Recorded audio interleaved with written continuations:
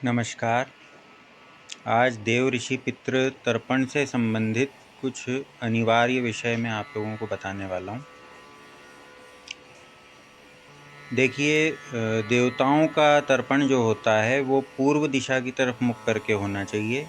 ऋषियों का तर्पण उत्तर दिशा की तरफ मुख करके होना चाहिए और पितरों का तर्पण दक्षिण दिशा की तरफ मुख करके होना चाहिए।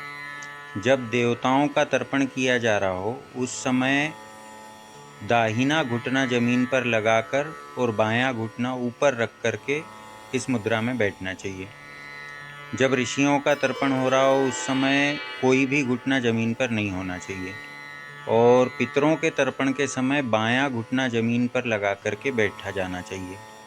जब देवताओं का तर्पण हो रहा हो उस समय तर्पण के पात्र में जिसमें से जल लेकर के अंजलि डाली जाती है उसमें चावल डाल करके तर्पण करना चाहिए।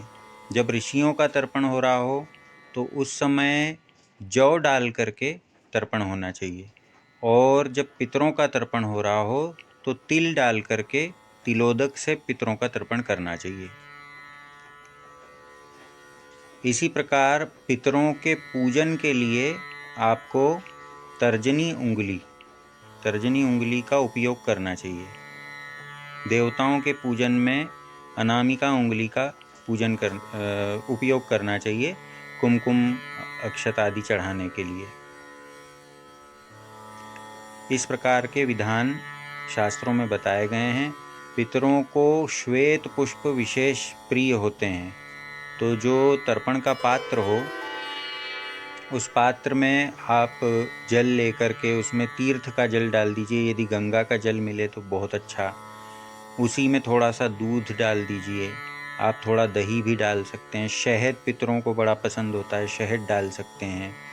उसमें कुछ सफ़ेद फूल डाल दीजिए और ये जो तीनों वस्तुएं मैंने बताई हैं, चावल, जौ और तिल, ये क्रम से जिस जिस के लिए तर्पण किया जा रहा है उनके पसंद की चीज़ उसमें डालिए। इस प्रकार से तर्पण पात्र को पहले से सज्जित करके और फिर तर्पण करना चाहिए। ये छोटी सी जानकारी आप लोगों को अच्छी लगी हो तो आप लोग लाइक, शेयर, सब्सक्राइब अवश्य करिए। धन्यवाद।